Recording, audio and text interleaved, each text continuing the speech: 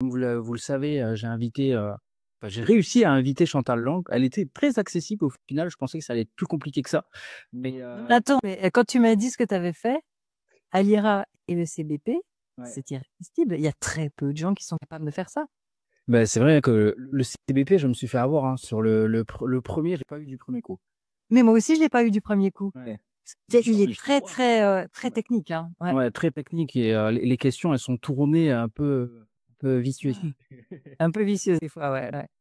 Mais du coup, voilà. Donc Chantal Lang qui est là, on laisse les gens arriver. Puis on va démarrer.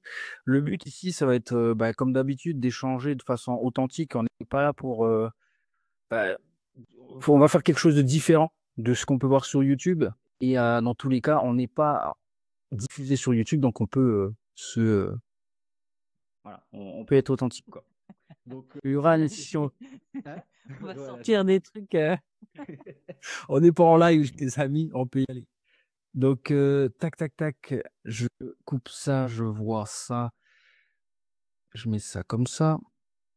Ok, donc on a Lauriane. Salut Lauriane. Salut Cyril. Ah Maverick qui a pris qui a pris le temps de venir se connecter. Salut Kenny. Salut Seb, Michaela. Il y a pas mal de Suisses qui se sont connectés. Je crois qu'ils te connaissent. Ils te connaissent tous en Suisse. Mais, mais Chantal a décidé de s'expatrier à Bali. Pourquoi Bali d'ailleurs? J'habite à Bali depuis octobre 2023. Non, 22. Octobre 2022. Waouh. En fait, à la base, j'ai toujours dit j'aurais dû naître au sud parce que moi j'aime la chaleur. Ouais. Et aussi, quand je suis en Europe, j'ai beaucoup de migraines, tendance aux migraines. Et à Bali, j'en ai très peu. Donc, je suis venue à la base pour ma santé. Et dès que mes enfants étaient suffisamment grands pour être autonomes, j'avais envie de plus de liberté. D'accord. Et voilà. Donc, ça me convient très bien dans cette période de ma vie. Bah, parfait, c'est parfait. Mais en été, je viens en Europe. Hein. L'argument des migraines est excellent. Je pense que je vais l'expliquer à ma femme. Des fois, j'aimerais bien quitter un peu la Suisse. Pour cause de migraines. T'as des migraines, toi aussi, Yannick? Pas du tout, mais on a à voir pour aller à Bali. Yes. Non, Ok. les gens sont vraiment très gentils ici. C'est un pays mais super agréable. Vraiment. J'ai jamais été, moi. Vu que je suis, vu que je suis né à Tahiti, les îles, ça m'attire moins. Je préfère. Moi, j'aime bien le nord, du coup. J'aime bien la Finlande, les trucs. C'est ça qui est exotique pour toi. Ouais, c'est ça qui est exotique pour moi. J'aime bien la neige, mais bon. La neige, c'est froid. Moi, j'aime pas. Ah putain, moi j'adore. Moi, je vais à Crans-Montana dès qu'il y a de la neige. Et ok, guys, les retardataires ont toujours tort. Et sinon, ils regarderont le replay. Donc, bienvenue à tous pour ce live interview de Chantal Lang qui est ici. Et on a préparé quelque chose d'assez simple. Et le but étant de pouvoir échanger ensemble.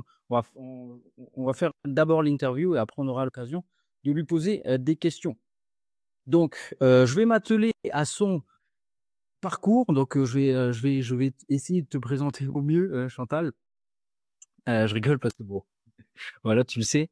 Mais du coup, analyste crypto, formatrice, investisseuse, advisor également pour des projets blockchain, créatrice également de l'outil les scores, les scores crypto qui évaluent plus de 7000 crypto-monnaies tous les jours de façon quotidienne, sur demande d'ailleurs.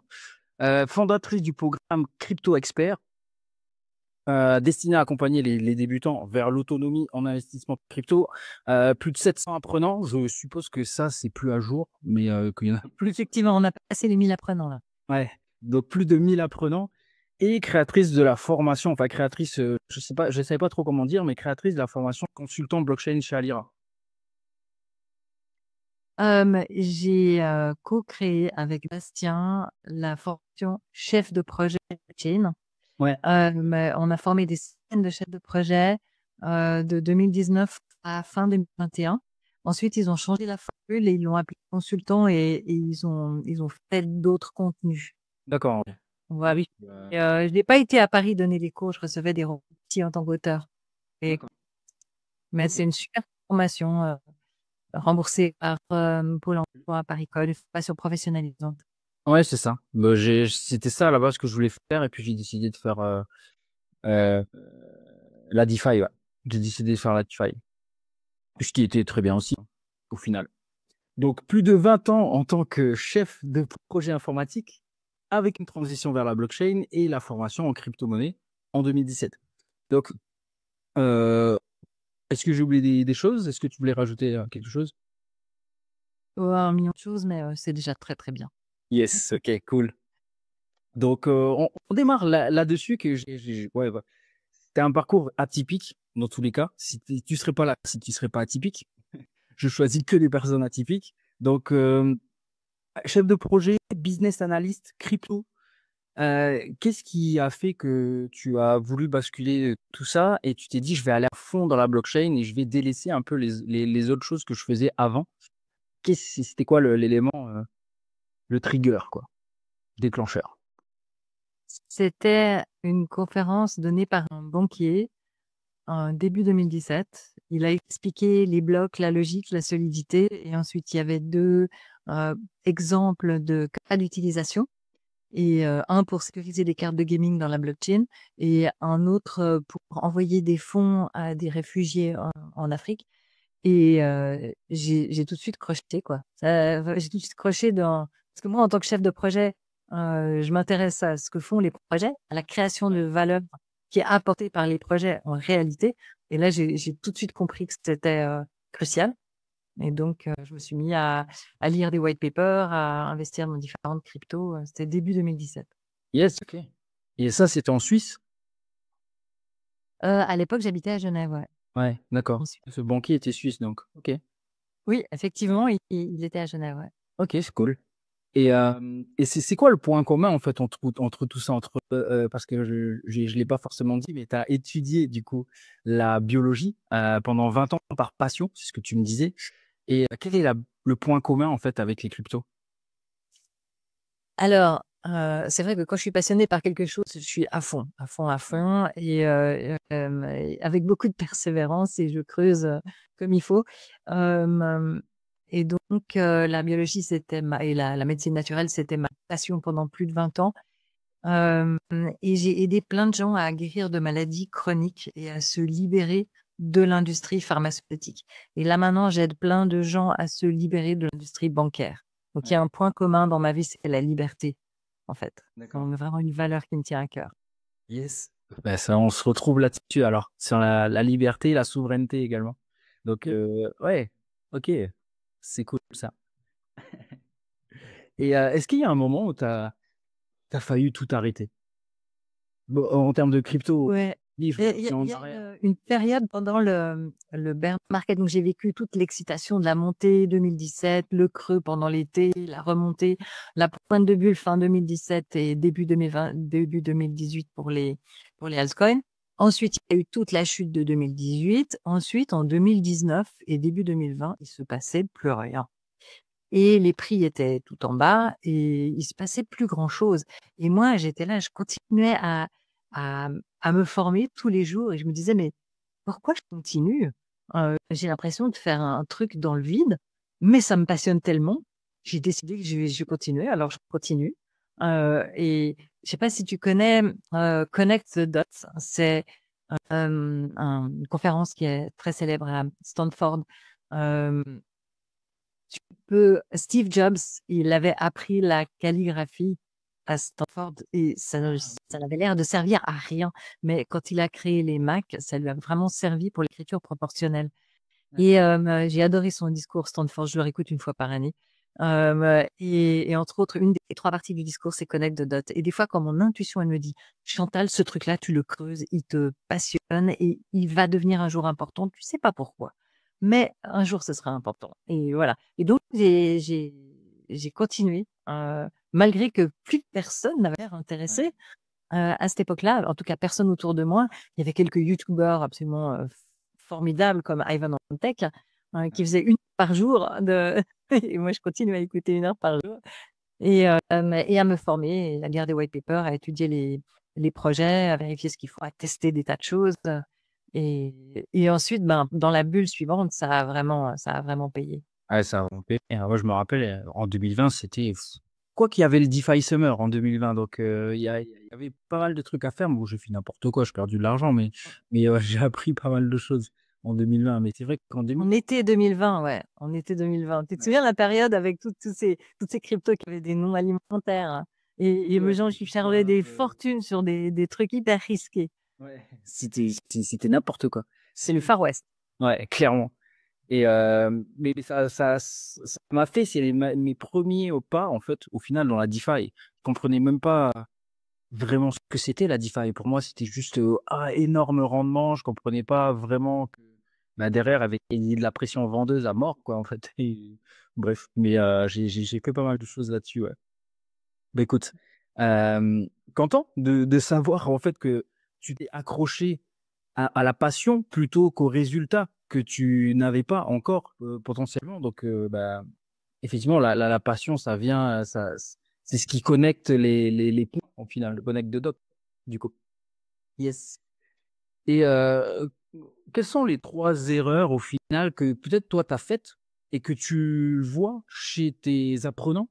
Et comment tu les as réglées? Comment tu apportes une solution à ça pour que ne plus retomber, en fait, dans ces travers? Ouais. Alors, une erreur, c'est d'essayer d'attraper les points bas extrêmes et les points hauts extrêmes. Mmh. Parce que évidemment, on ne connaît pas la courbe du futur, donc on n'est jamais sûr. Et si on veut attraper les extrêmes, primo, c'est paralysant. Et deuxièmement, on n'est jamais satisfait. Ouais. Et on peut faire des super bénéfices en étant insatisfait. C'est trop bête. Donc, ce que je fais moi, c'est quand j'estime que crypto est sous-évalué, boum, je l'achète. Peut-être elle va descendre, peut-être je vais en acheter encore peut-être un peu plus bas. Mais quand j'estime qu'elle est vraiment sous-évaluée, je l'achète. Et je mets tout de suite mes ordres de vente. Ça, c'est la deuxième erreur, c'est ceux qui décident d'y passer beaucoup de temps et qui n'arrivent pas à tenir ce temps sur la durée, ce qui est la majorité des êtres humains, parce qu'on n'a pas que ça à faire, on a une vie en dehors. Mmh. Donc, les gens qui sont passionnés, qui se disent ah, je vais étudier ça, et puis s'il y a tel paramètre, alors je fais ça et tout, puis ils se retrouvent tous les jours devant les courbes, ou même s'ils prennent pas le temps d'aller devant les courbes avec une charge mentale, est-ce que je devrais vendre quelque chose, est-ce que je devrais acheter quelque chose, c'est trop pénible. La plupart de mes apprenants sont des gens qui ont peu de temps disponible et donc ils apprécient de pouvoir mettre les ordres de vente en avance de manière intelligente. Et ensuite, s'ils partent en vacances 3 semaines, ça va bien se passer. Parce que moi, je fais pas du trading, je fais de l'investissement. J'achète quelque chose qui est sous-évalué, je le rends lorsque les prix ont fait des multiples. Et ce que j'enseigne, c'est que tous les 4 ans, lors de la vraie pointe de vraie bulle, on vend tout. On ne se tape pas la descente. Et par contre, en attendant cette pointe de bulle, oui, on a une mini bulle, on prend déjà des bénéfices, ça redescend, on peut même acheter un peu, etc. Mais on ne fait pas des transactions à acheter-vendre quelques heures plus tard ou même quelques jours plus tard. Ça m'arrive d'avoir j'achète quelque chose et une semaine plus tard, j'ai déjà fait x2 et la vente, elle se réalise. Ouais, ok. Enfin, je récupère la mise de départ. Après, il m'en reste. Mais la plupart du temps, ça prend plus de temps que ça. Ok. C'est intéressant ce que tu disais, que au final, toi, tu joues que les cycles. Donc, tu gardes aucune crypto, même, bon, on en avait discuté un peu, mais Oh, il y a un petit morceau de Bitcoin que j'ai acheté début 2017. Et lui, je le touche pas. C'est émotionnel. Le reste, il n'y a pas de raison de se faire là-dessus. ok. Mais comme on est en point de bulle, on ne sait pas la courbe future, donc on n'est pas sûr que c'est la pointe de bulle. Donc il faut renoncer à aller aux extrêmes et il faut vendre petit à petit, un peu comme si c'était un chapeau dans la montée et dans la descente vers la pointe de bulle. Mais il faut renoncer aux extrêmes, sinon on n'est jamais satisfait et c'est paralysant. Donc j'ai déjà dit 2 erreurs, chercher les extrêmes et décider qu'on va y passer plein de temps alors qu'après on n'a plus le temps. Il faudrait que je trouve une 3e erreur. Qu'est-ce que ce serait? Bah, je pense l'avidité. Quand on est greedy et que, par exemple, les prix montent à toute vitesse et on achète des trucs qui sont déjà trop hauts, ou alors une crypto de mauvaise qualité qu'on achète parce que les prix sont bas et qu'on espère qu'elle va faire x100 ou x1000. Ouais, en fait, si on fait ça par avidité et non pas pour des arguments réalistes et factuels, eh bien, c'est là qu'on perd de l'argent. Yes, ouais. Et du coup, ça serait quoi si t'avais des arguments, enfin pas des arguments, mais des critères pour déterminer qu'une crypto est sous-évaluée? Ouf, il y en a des tas. Ouais. C'est justement ce que je fais dans mes scores, en fait. J'ai une Ouais, bah, certaine ressource. elle est Il y abordable. a plein, on va dire que les plus faciles pour le grand public, c'est nombre d'abonnés Twitter est bien monté. Ouais. Est-ce que la TVL, s'il y en a une, Total Value Locked, est-ce qu'elle est plutôt en montée? Est-ce que ils ont une bonne sécurité? Il y a des outils, on peut voir ça gratuitement en quelques clics. Ouais. Il y a des arguments factuels à bien regarder et qui permettent déjà de différencier ceux qui sont dynamiques et ceux qui ne sont pas dynamiques. Un autre exemple, pendant la montée de janvier, février, mars 2024 et pendant la montée de octobre, novembre, décembre 2024, est-ce que cette crypto-là a fait au moins x2? À ce moment-là, c'est une crypto dynamique. Si elle n'a pas bougé à cette époque-là, bah, il y a des chances qu'elle bouge pas à la prochaine montée. Encore un autre exemple, c'est les cryptos qui développent du code. Du moment qu'on connaît leur GitHub, si on va voir combien ils ont fait de commits en un mois, en un an, et on peut voir qu'est-ce qu'ils sont en train de développer. Moi, je vais systématiquement regarder qu'est-ce qu'il y a dans le GitHub, les titres des repos. Les repos, c'est comme des sortes de répertoires. Ouais. Euh, et pour savoir que ça permet d'anticiper les effets d'annonce et donc de se positionner avant même les effets d'annonce qui vont faire monter le prix. Yes. Ça, c'est top. Moi, je le regarde ça sur DeFi Lama, mais c'est vrai que je ne vais pas directement sur GitHub. Mais sur DeFi Lama, il y a pas tout, mais bon, on peut trouver pas mal de choses quand même. Mais c'est vrai que ça, c'est une tendance, on appelle la tendance de follow the dev. Oui, t'as raison, t'as raison. C'est Et incroyable. donc, concrètement, quand sur CoinGecko ou CoinMarketCap, tu peux ouvrir le GitHub en un clic. Ouais. Il y a le bouton. Et à ce moment-là, tu scrolles et tu regardes. Ça te dit la date du dernier commit. Mm. Et tu as une petite courbe sur la droite qui te montre la quantité de code sur une année qui a été mis dans chaque des repos. Alors, j'ai des robots qui vont analyser des centaines de milliers de repos les jours pour aller voir les commits et qui calculent les commits et qui ne comptent pas ceux qui ont été importés. On appelle ça des forks. Ok. On a la capacité, enfin dans les outils, de faire des courbes, de faire des statistiques et de plein d'infos. Mais quelqu'un qui n'a pas mes outils, en un clic, il va voir le GitHub, il voit la courbe sur une année, il regarde si ça a été mis à jour récemment, lesquels sont les plus actifs récemment, et c'est super intéressant pour aller voir qu'est-ce que le projet est en train de développer par derrière. Ouais, c'est carrément cool ça. Et ça, c'est une de tes. Bon, je sais qu'il y en a. C'est une de mes 50 sources, oui. Oui, c'est une de tes 50 sources. Je sais qu'il y en a plein, mais pour trouver vraiment des cryptos avant enfin, avant des cryptos stars, je dirais. Ouais. Yes. Ok. Petite question comme ça, juste vite fait. À combien tu estimes la valorisation du marché total crypto? En ce moment, on est à 3T à peu près. Ouais, à peu près. Euh, Attends, je l'ai là. 3,27 trillions.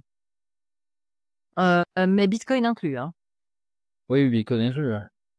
Ouais. Si on prend le total 10, hein, c'est-à-dire over, c'est-à-dire toutes les cryptos, sauf ça, on est encore très bas. On est à 250. Non, mais ça, c'est en pourcentage. Non, j'ai On a pas. 270 milliards. 200 Je regarde. milliards. Tu veux partager ton écran? Non, non, c'est pas la peine. Ouais. Parce qu'en fait, je regarde tout le temps en pourcentage et du coup, je sais pas Ouais. les chiffres. Je l'ai Ok. pas là. Mais c'est beaucoup plus lucratif d'avoir un portefeuille diversifié avec différentes tailles de crypto plutôt que d'avoir que du Bitcoin. Parce que le Oui, bien sûr. Bitcoin, ben voilà, il va pas faire x20 en 3 mois, quoi. Mm. Et est-ce que tu as une structure de portefeuille que tu appliques? Oui, oui. Parce que nous, Euh, on en a une, mais est-ce que comment tu structures ton portefeuille? Alors, ce que j'enseigne, c'est 8 grosses cryptos bien solides et 10% du portefeuille dans chacune. Ok. Et par exemple, dedans, il y a, entre autres, il y a AAV qui, à mon avis, va encore faire x10 jusqu'à la pointe de la prochaine grosse pointe de bulle. Donc, il y a 8 grosses cryptos bien solides pour 80% du portefeuille. Et avec les 20% qui restent, là, on prend des risques sur des petites cryptos explosives. Yes. Et donc, dans ma formation, je leur dis lesquelles c'est, hein, les 8 grosses et lesquelles c'est les petites. Et ça, c'est une vidéo que je mets à jour régulièrement. Et celles sur les petites cryptos explosives, elles ont toutes moins de 20 millions de market cap, donc elles sont très Ok. risquées, mais en même temps avec des jolis potentiels. Et celle-là, je la mets à jour une fois par mois dans la formation. Et puis ceux qui sont dans mon groupe privé Telegram, ça c'est une partie de mes apprenants seulement. Eux, ils voient ce que j'achète puis au moment où je l'achète. Donc ça, je leur répète au fur et à mesure. Mais la formation, la base d'un portefeuille, comme je leur recommande, c'est 80% du capital dans des grosses cryptos bien solides et 20% pour prendre des risques. Ok. Donc ouais, ça du Bitcoin, de l'Ether, du AAV, du Link. Non, j'ai abandonné Chainlink et j'ai pris Sui à la place et j'en suis ravie parce que Sui a bien mieux performé que Chainlink. C'est sûr. T'as abandonné Chainlink en tant que solide ou enfin En tant que dans les 8 grosses, elle est quand même très solide. C'est une très, très bonne crypto et elle va monter. Elle va monter quand tout va monter, il n'y a pas de souci. C'est juste qu'elle est parmi les grosses, elle n'est pas la plus dynamique. d'accord, ouais. Tu vois. Et mon critère pour les 8 grosses, il faut à la fois que ça soit une grosse bien solide, mais à la fois qu'elle soit dynamique, qu'elle soit quand même capable de faire des jolies montées d'ici la prochaine pointe de bulle. La plus récente que j'ai intégrée dans les 8 grosses, c'est Jupiter.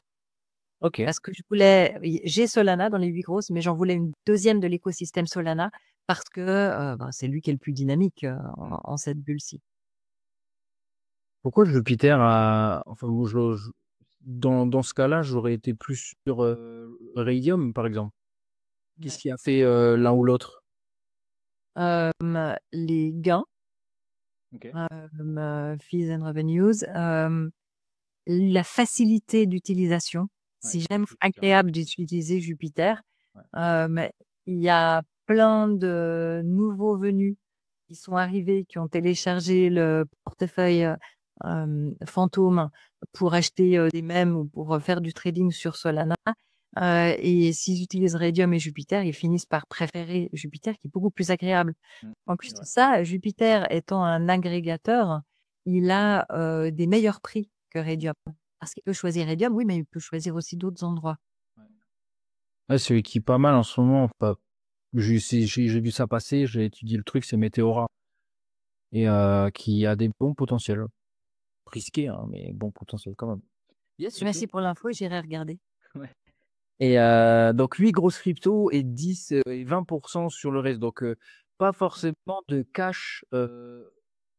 Comment dire, tu comprends pas le Ah si, non, mais ça, c'est pour la partie qui est investie. Moi, je leur dis toujours, gardez du cash. Gardez du cash, il y aura toujours du poisson qui va passer dans la rivière. Ouais. Ok. Toujours. Ok. Donc ok pour ça. Et combien tu as de cryptos sans donner les cryptos, mais juste le nombre de cryptos? Mais actuellement, j'ai une bonne centaine de cryptos parce que voilà, j'en achète un petit peu par-ci, un petit peu par-là. Enfin, je veux dire, au fil du temps, quand j'estime qu'elles sont sous-évaluées. Mais en fait, ça ne me prend très peu de charge mentale parce que lorsque je l'achète, je mets tout de suite l'ordre pour récupérer la mise de départ à x2 si c'est une petite, si c'est une grosse et à x4 si c'est une petite. Donc, je vends un quart des tokens lorsque le prix a fait x4. Et ensuite, je mets mes ordres de vente selon les niveaux que j'estime qu'elles devraient atteindre selon mon analyse Parce que quand j'achète une crypto, c'est que j'ai fait entre 10 et 20 heures d'analyse dessus. Hein. Et quand j'analyse une crypto, la plupart du temps, je dis non, je l'achète pas. Ou alors je me mets une alerte quand elle aura atteint tel et tel critère. À ce moment-là, elle pourrait m'intéresser. Mais quand je décide de l'acheter, eh bien, j'ai une bonne idée de à quel montant elle devrait légitimement monter si elle fait ce qu'il y a dans sa roadmap et si la bulle se passe exactement comme prévu. OK, elle devrait atteindre tel montant. Elle mériterait d'atteindre tel montant. Donc, ensuite de ça, je fais une division en fonction du nombre de tokens qui vont être distribués parce que ça fait une pression à la vente. Et ensuite, j'ai un chiffre, je pense qu'elle atteindra tel montant. Et là, ça m'influence énormément pour mettre les niveaux de mes ordres de vente. Ok. Et je mets mes ordres de vente, je mets 25% des tokens sur une clé Ledger hyper sécurisée en vue de la vraie pointe de bulle, que je pense qu'il sera aux alentours de fin 2025, parce qu'on a eu fin 2013, fin 2017, fin 2021. Il est probable que ça sera fin 2025. On n'est jamais sûr, mais c'est le cas le plus probable. Et donc, je garde 25% pour cette pointe de bulle. Et pour le reste, je mets des ordres de vente. À partir du moment où j'ai fait ça, eh bien, je considère qu'elle est, entre guillemets, au parking. J'ai plus besoin de m'en occuper. Ok. Il y a certaines petites cryptos qui ne sont pas disponibles sur des gros exchanges bien solides. Hein. Je laisse des fonds dans des ordres uniquement sur des exchanges qui ont entre 8 et 10 de trust score sur la liste des exchanges de CoinGecko. Ok. Et je veux pas laisser traîner des fonds sur un exchange qui serait pas sécurisé. Et encore, je laisse traîner des fonds sur les exchanges uniquement 1 an sur 4, c'est-à-dire l'année de la bulle. Oui, bien sûr, on va dire cette année, quoi. Là maintenant, en 2025, même ceux qui sont sur le fil du rasoir et ils le disent pas évidemment, mais qui pourraient avoir des problèmes financiers, c'est pas maintenant qu'ils vont faire faillite. Non, ce sera dans la grande descente en 2026 ou en 2027. C'est pas maintenant. Donc, ça va de laisser sur des bons exchanges. On peut laisser des fonds dans des ordres. On prend toujours un risque, mais le risque est très modéré.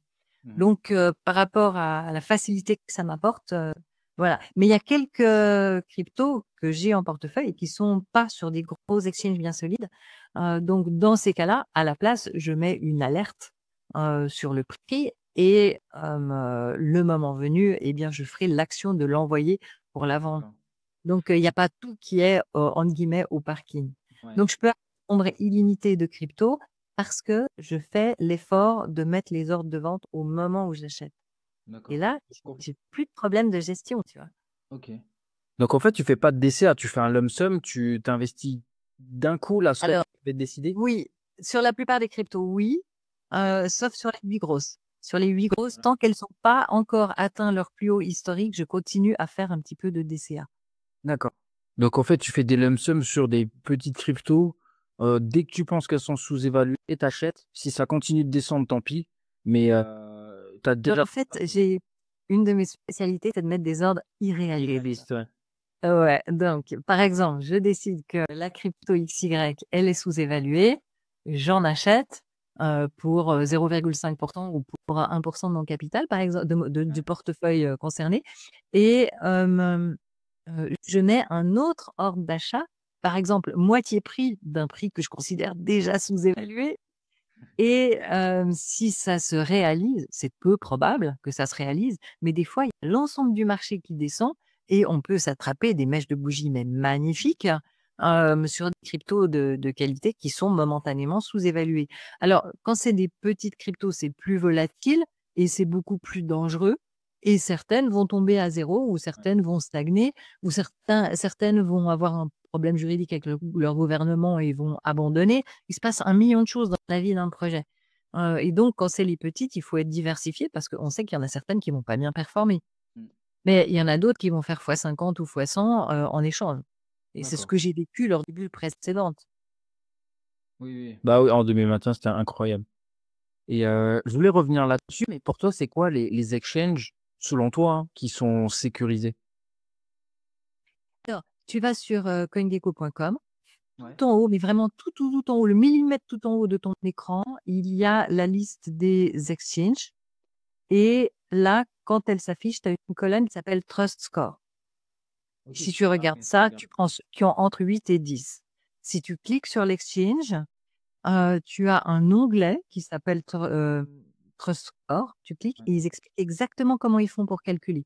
Tandis que D'accord. CoinMarketCap n'explique pas du tout comment ils font pour calculer. Mm. Et en plus de ça, j'estime que CoinMarketCap a perdu sa neutralité depuis qu'ils ont été Oui, rachetés par clairement. Binance.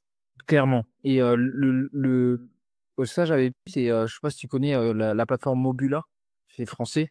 Et Oui, j'ai déjà une fois fait un repas avec son créateur, très sympa. ouais, il est très jeune et bref, mais il disait qu'en fait, sur CoinMarketCap, le top 100, il est biaisé.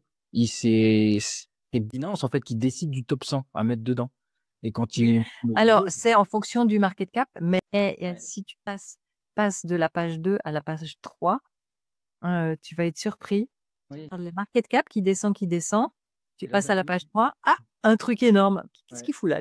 Ouais. Et c'est complètement biaisé ouais, depuis qu'ils ont été rachetés par Binance. Mais moi, je vais plus sur CoinMarketCap. Hein. Je vais que principalement que sur CoinGecko. CoinMarketCap, c'est une de mes 50 sources.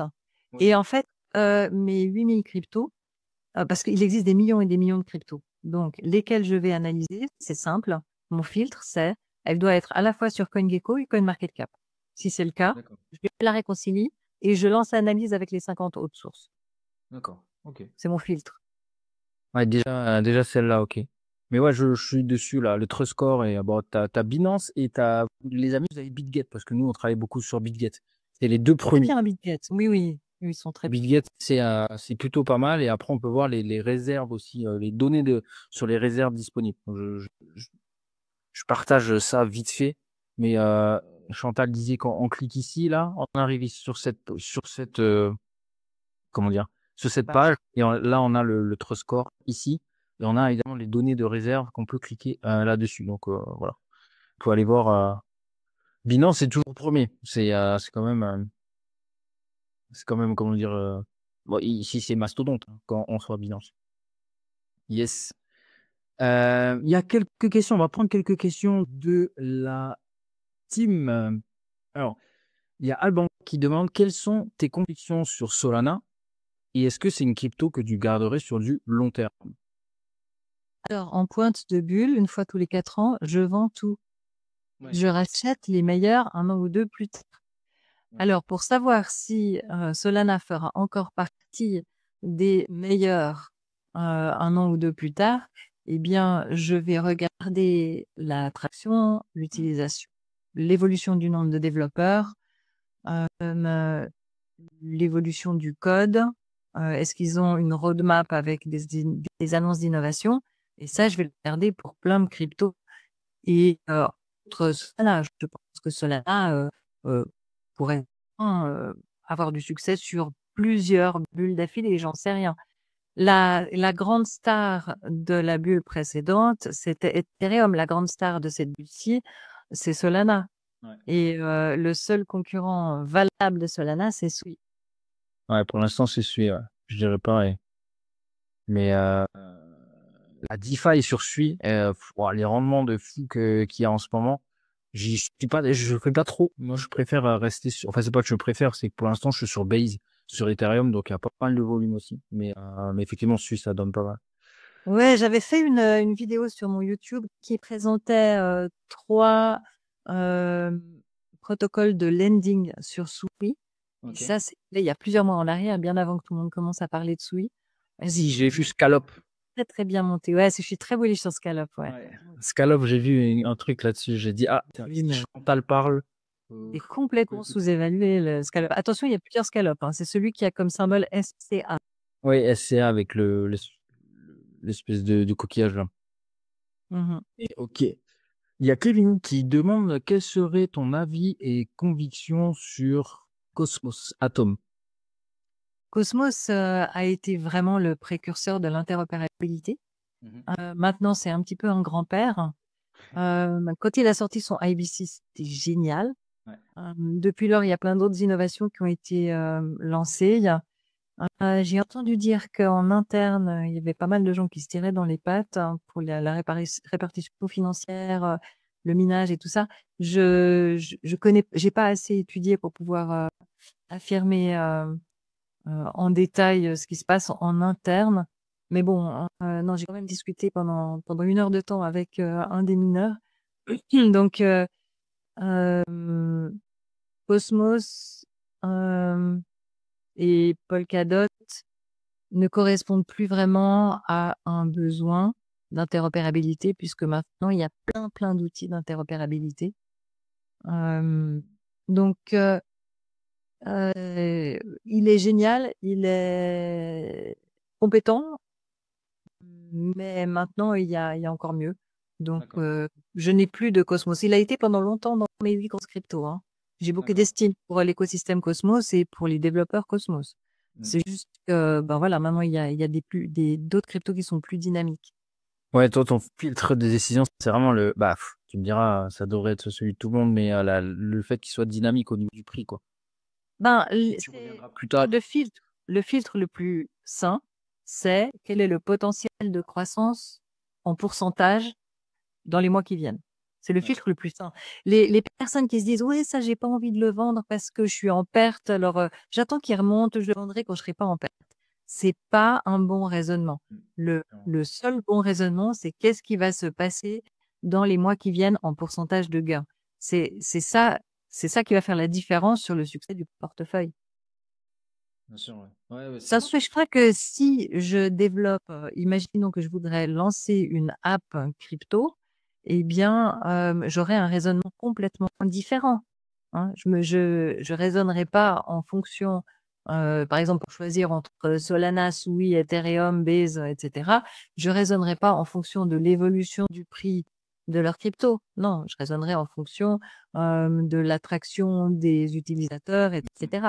Mais lorsqu'il s'agit d'investissement crypto, le seul argument le plus sain qui doit sous-tendre les prises de décision, c'est l'évolution du pourcentage du prix potentiel dans les mois à venir.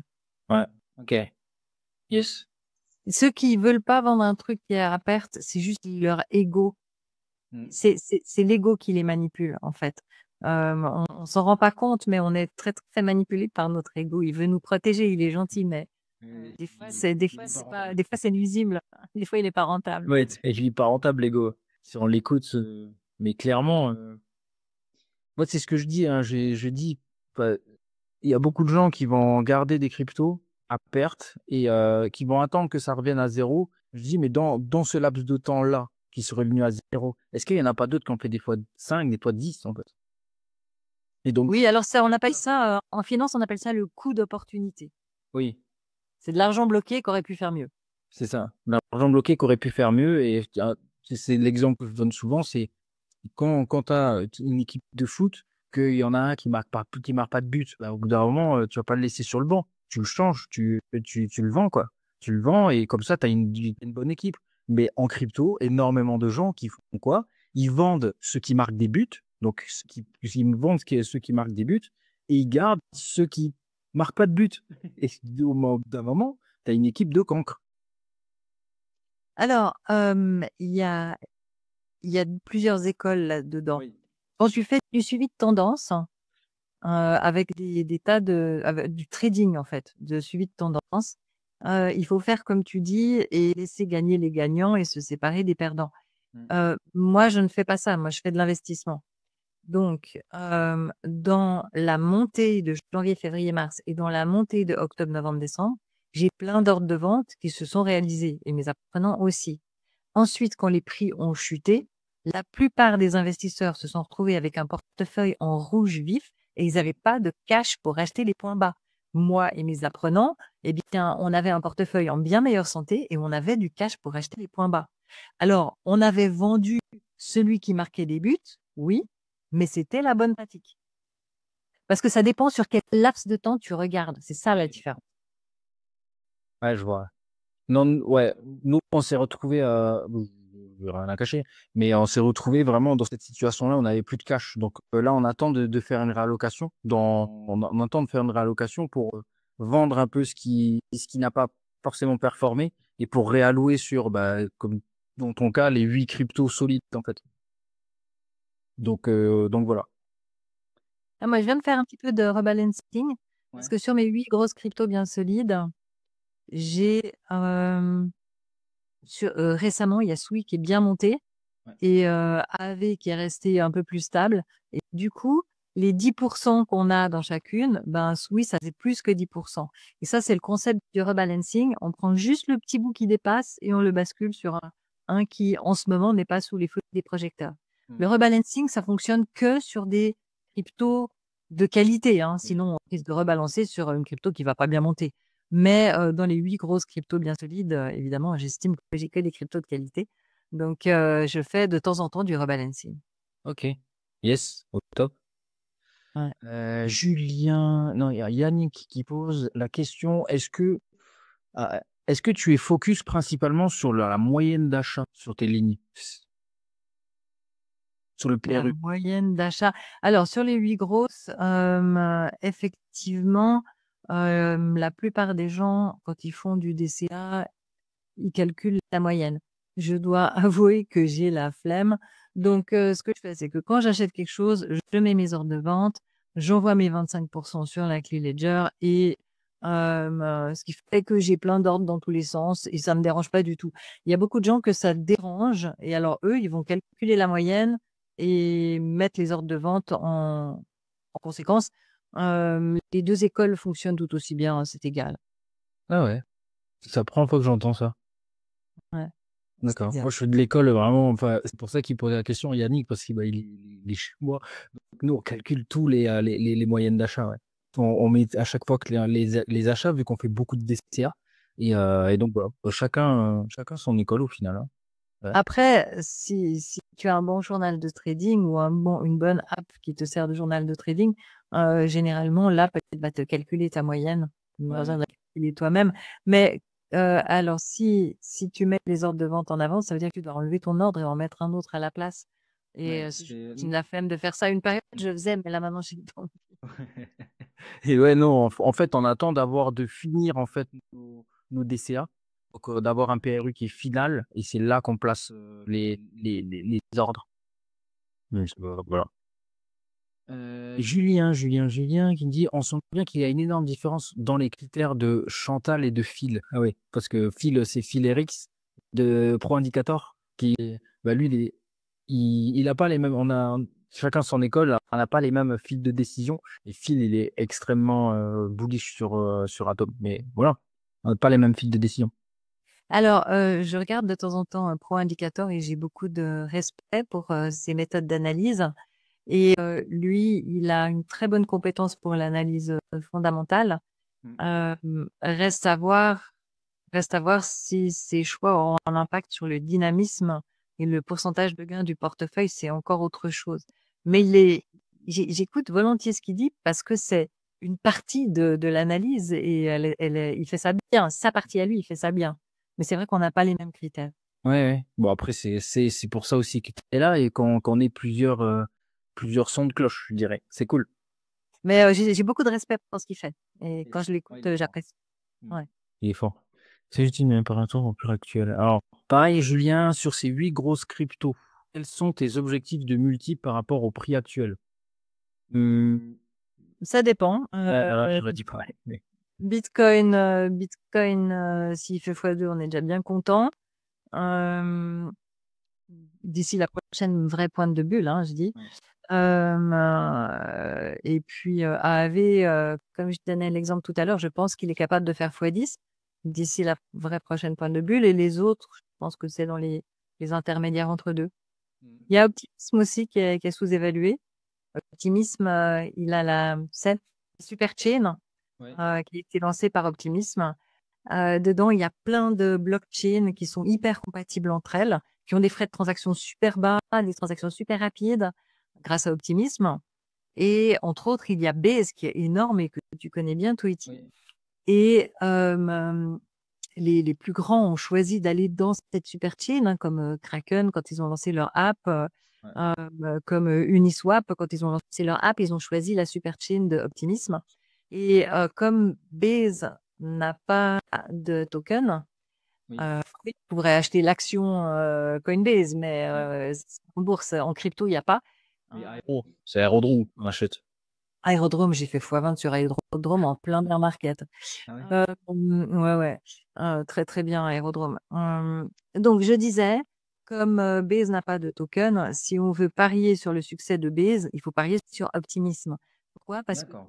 les Ok. blockchains qui sont dans la super chain doivent donner 15% des frais de transaction ou une portion des bénéfices, le plus élevé des deux, à Optimism.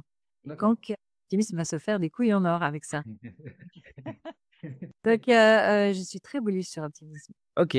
Ouais, c'est vrai ils ont déployé leur kit de développement, Vélodrome, ils l'ont déployé sur Aérodrome et c'est ce système-là qui déploie. Ils ont plein de de petites choses comme ça que les apps peuvent prendre en fait. Chez lui, ah ben nous on veut un Dex, tac, ils prennent le Dex, ils le déploient rapidement quoi. Donc c'est pas mal, ouais, effectivement. Et ok. Mais c'était l'une des prochaines questions, mais donc du coup t'as déjà répondu. Ok. Euh, ok pour ça. Oh, les questions basiques. Questions basiques et Ethereum. Qu'est-ce que tu en penses? Ethereum, ça fait Par rapport à Bitcoin Bitcoin. que je fais régulièrement des cryptos des vidéos sur YouTube pour dire Ethereum est sous-évalué. N'abandonnez pas Ethereum parce que les gros comptes ont beaucoup plus confiance dans le monde Ethereum que dans le monde Solana. Si je voulais tokeniser un gros immeuble qui a une grosse valeur, je le ferais sur Ethereum, je le ferais pas sur Solana, ni même sur un layer 2. Donc, et puis il faut voir, je sais pas, BlackRock, Beedle, tout ça, c'est basé sur Ethereum principalement, Mm. euh, même s'il n'y a pas que ça. Donc, Ethereum, oui, Ethereum va avoir son heure sous les feux des projecteurs, comme d'hab. C'est sûr que cette bulle-ci, Solana, est plus en vedette que Ethereum. Hein. On peut dire que Solana, c'est le Ethereum de la dernière bulle. Et ben, ce coup-ci, Mm. c'est Solana qui fait la même trajectoire. Mais Ethereum reste hyper solide et hyper demandé par les institutionnels. Donc, combien pour cent il va faire? Alors, en ce moment, il a dépassé les 2000. Je pense qu'il peut dépasser les 10 000. Ah, bah, voilà. On vous l'a dit. Non, je déconne, mais on n'a pas la science infuse, mais c'est ce qu'on voit, ce qu'on voyait également entre 8 et 10 000 là, là. Là. Je sais pas quand, mais là. Ok, cool. Euh, Tchac, tchac, tchac. Qu'est-ce que une question qui est intéressante? Oui, qu'est-ce que les scores crypto, du coup, les scores crypto captent que CoinMarketCap ne voit pas? Et là, tu peux partager ton écran si tu veux. Ah ouais, volontiers. Hein. Alors, par exemple, je vais montrer RSR, qui est Ouais. mon préféré parmi les RWA. Alors, partager, partager. Voilà. Donc, en fait, quand je suis dans Telegram, je tape, par exemple, je sais pas moi, AAV, voilà, et ça va me sortir en quelques secondes la page de AAV, voilà, et ensuite, j'ai plus qu'à cliquer dessus pour l'ouvrir. Donc, donc, revenons sur RSR. Ça va me rassembler ici des tonnes de données. En fait, c'est comme si j'ouvrais 50 onglets de plein de sources différentes. Je prends les 2, 3 chiffres qui m'intéressent et je les rassemble. Sauf que non seulement je les ai rassemblés, mais je leur ai mis des scores, je leur ai mis des notes comme une maîtresse d'école. Parce que mes apprenants, pour eux, c'est un peu difficile de savoir si ce chiffre, il est bien ou il est pas bien, comment le comparer aux autres. Moi, j'ai des outils qui me permettent de comparer les chiffres des milliers de crétos les unes avec les autres, de mettre des notes et des codes couleurs pour aider à l'interprétation. Donc, si j'agrandis, voilà. Donc là, qu'est-ce que, bah, par exemple, RSR, je l'ai acheté à 47 et il est maintenant à 99. OK. Là, on peut voir la TVL, on peut voir le nombre d'abonnés Twitter.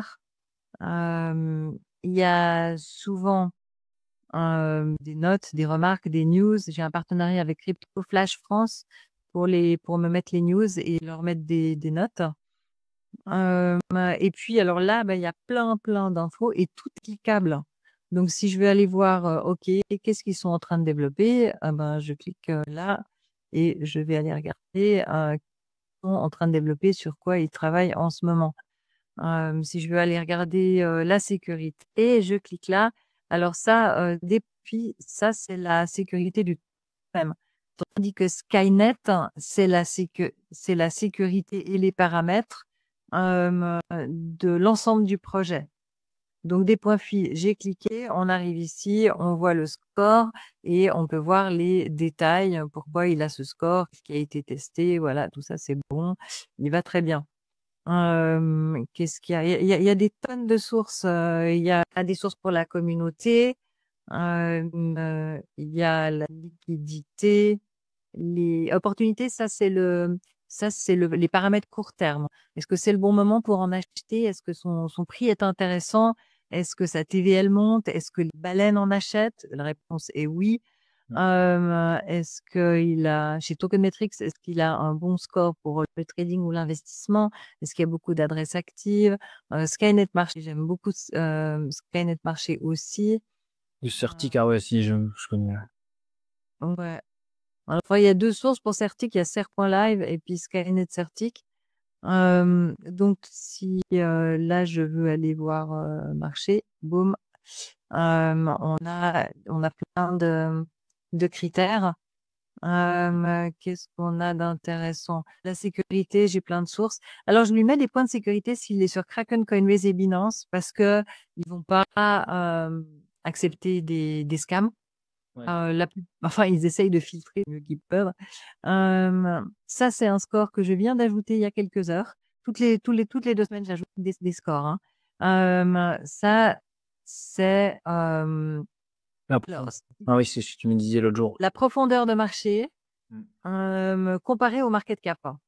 Parce que on a vécu récemment la chute de Mantra, hein, qui est tombée de 90% en quelques heures. Il a perdu énormément de valeur.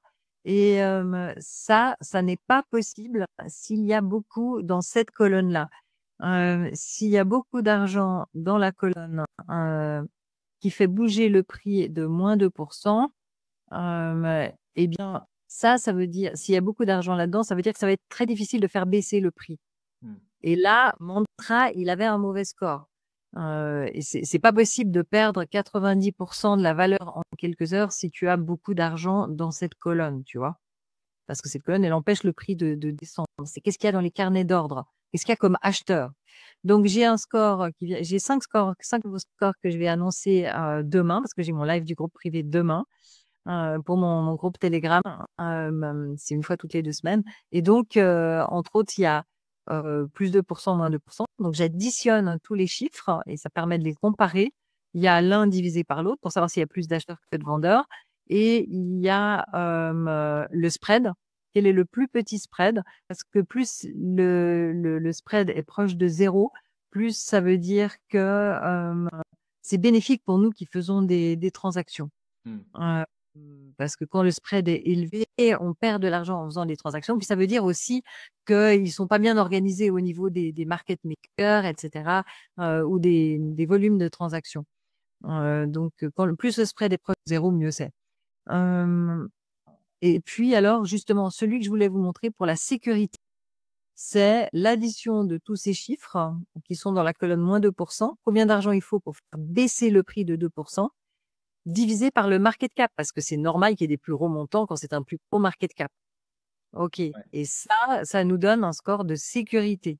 Et je viens de faire des heures de backtesting sur ces 5 nouveaux scores et je peux vraiment garantir en le prouvant par l'évolution de 8000 cryptos à court terme que ce score a vraiment un impact. Le score de sécurité, celui-là, il a vraiment un impact. Je viens de faire sur 2 semaines, j'ai fait à peu près 30 heures de backtesting là. Et j'ai adoré chaque minute. J'adore jouer avec les chiffres. J'adore faire des formules Excel de 3 kilomètres. J'adore aller dans la base de données directement. J'ai une monstre base de données MongoDB, pour ceux qui connaissent, qui fait des millions de calculs à la seconde. C'est absolument génial. Donc voilà, j'ai plein de sources, plein d'infos. J'ai du Messari, j'ai du Token Metrics, j'ai du Lunar Crush. J'ai je sais pas moi, Into the Block, j'ai évidemment Twitter, j'ai des milliers de comptes Twitter qui tournent en parallèle pour aller chercher les infos parce que les API officielles ne sont pas assez efficaces. Je paye des abonnements à toutes les sources, mais des fois, je dois me débrouiller pour aller chercher les infos dont j'ai besoin si leur mode de fonctionnement n'est pas assez efficace à mes yeux. Voilà. Je suis, je pense, la seule à avoir l'historique de la courbe Twitter parce qu'ils ont tous abandonné parce que ça coûte très très cher euh, d'avoir les bons abonnements. Depuis que Elon Musk est arrivé, il a fait monter les prix. Il y a plein de sites qui ont renoncé à avoir les courbes Twitter. Social Blade, j'étais récemment, ça marche plus trop. Ils ont abandonné. Ouais. Ouais. Erreur 404. Ils ont les autres sources, mais ils n'ont plus Twitter parce que Twitter est beaucoup trop cher. Ouais. Donc, moi, je paye l'abonnement Twitter, un abonnement de taille raisonnable. Je paye 500 € par mois pour Twitter. Et je paye 500 € par mois à plein de sources pour pouvoir nourrir tout ça. Hein. Mais ça m'empêche pas que j'ai beaucoup de comptes Twitter, des robots qui vont chercher plein d'infos en parallèle. Et puis, avait aussi vraiment top qualité. Regarde-moi cette TVL qui est en train de monter là. Quand la TVL monte fort et que le prix monte juste un peu, le prix rattrape dans les jours qui suivent. Ouais. Il y a la décorrélation. Ouais. Ouais, lorsque les deux montent et que la TVL monte au moins 2 fois plus fort que le prix, alors le prix va continuer à monter. J'ai des scénarios comme ça que je peux tester sur des milliers de cryptos. Moi, je peux me relever au milieu de la nuit pour faire ça. J'adore ça. J'adore ça. Voilà, donc oui, AAV, très très bon score, vraiment une très très bonne crypto. Voilà, donc j'arrête le partage, j'espère que ça répond à la question. Yes. Ben, merci pour ce partage. En tout cas, ouais, moi, je l'ai dit à mes Jedi, parce que du coup, moi, je suis dans le truc Star Wars, mais avec les Jedi, je leur ai dit que effectivement, tu m'as filé donc du coup l'accès à cet outil-là. Donc, ce sera énorme. En fait, je vais pouvoir vous faire des meilleures, encore de meilleures analyses fondamentales et techniques également. Donc, oui, et je t'autorise même à leur distribuer de temps en temps quelques PDF pour leur mettre l'eau à la bouche et pour leur rendre service. Hein. Tu leur fais des cadeaux. Et moi, ça me fait de la pub et toi, tu leur fais des cadeaux. Tout le monde est content. donc, je leur filerai. Après, si dans un monde existant, on peut avoir, je sais pas, s'ils peuvent avoir enfin, on va pas négocier ça maintenant, mais dans tous les cas, s'abonner au score au crypto score, ça sera énorme. Yes. Des questions, est-ce qu'il y en a? C'est un agent IA qui édite le PDF sur demande, c'est ça? Je pense que c'est juste une automatisation make. Mais j'ai pas compris le début de la phrase.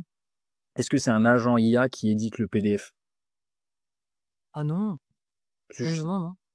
C'est juste une autre. C'est vraiment des. Non, il y a pas de make là-dedans. Désolé. Ah oui. C'est du Python, Non, j'ai 6 développeurs. Hein.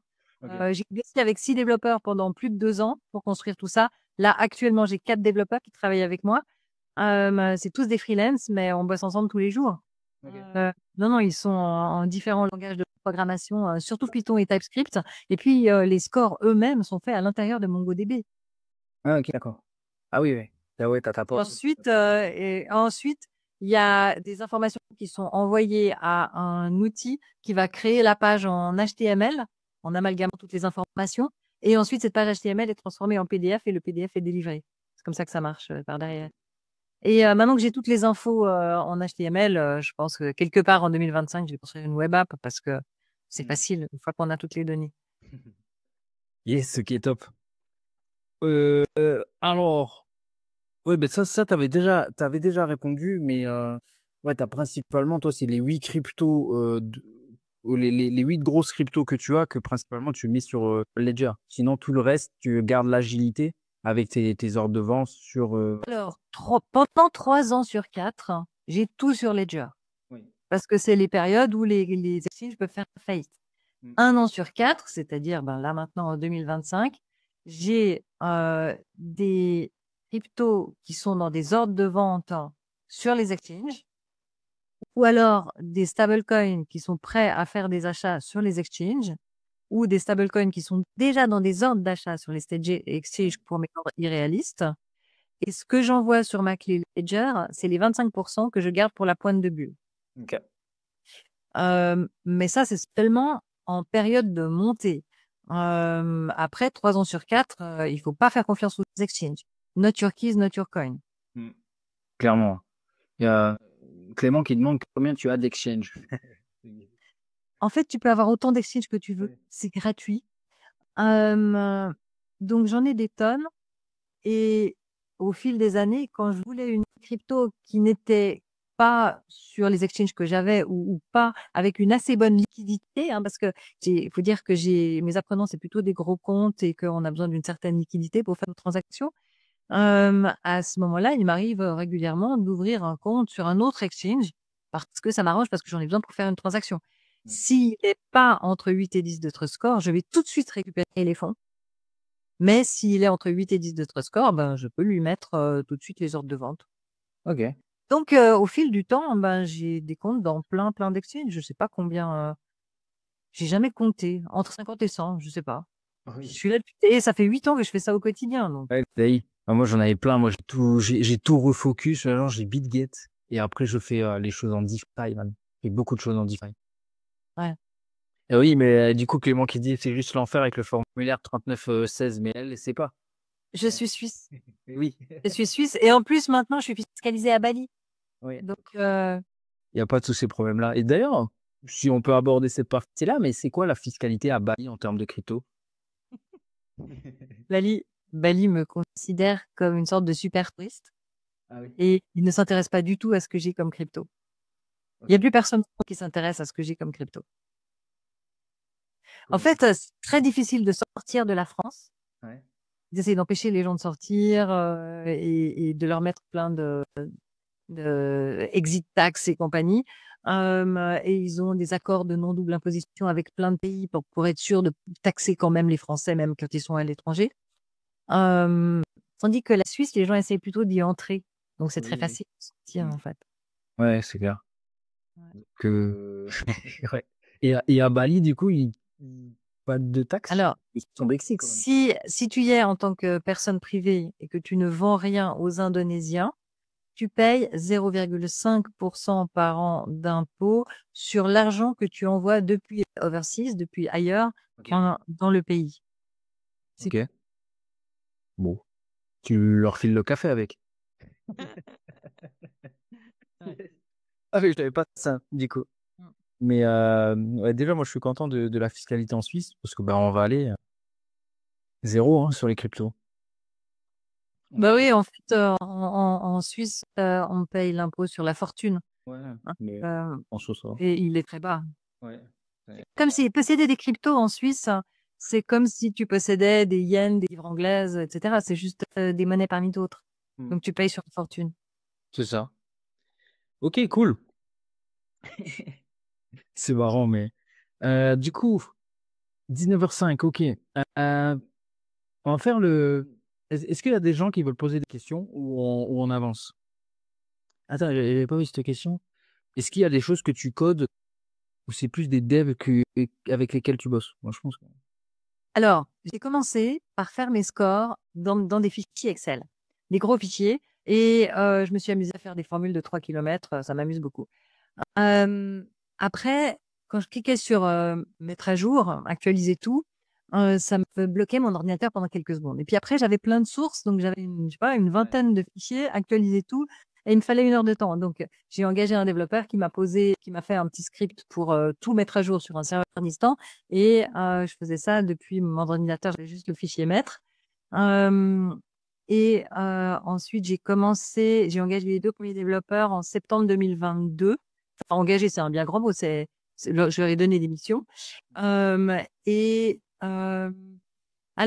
lorsque je découvre un nouveau langage informatique, moi, j'ai commencé à programmer quand j'étais adolescente sur l'ordinateur de mon papa. Et à l'époque, l'informatique n'existait pas. Mais mon papa travaillait au CERN.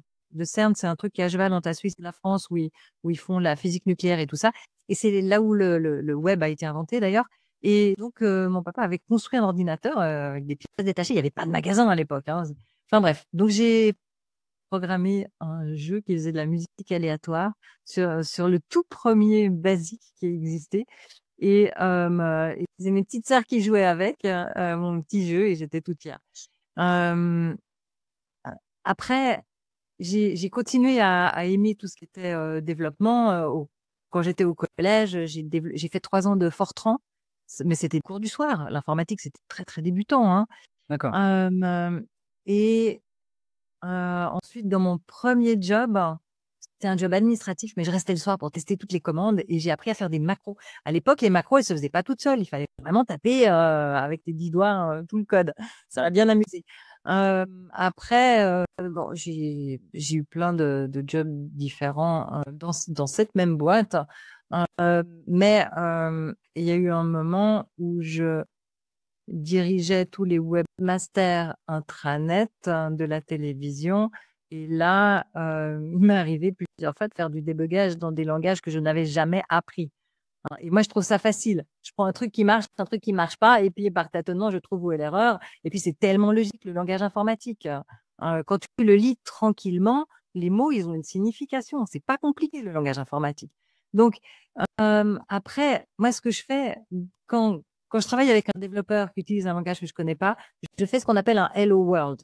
C'est-à-dire, je vais me prendre un petit truc pour les débutants, je vais regarder comment ça marche, je vais faire une petite opération mathématique, je vais lancer le compilateur, je vais vérifier que ça marche et ça m'aura pris à peine 2-3 heures, mais je comprends un peu le langage.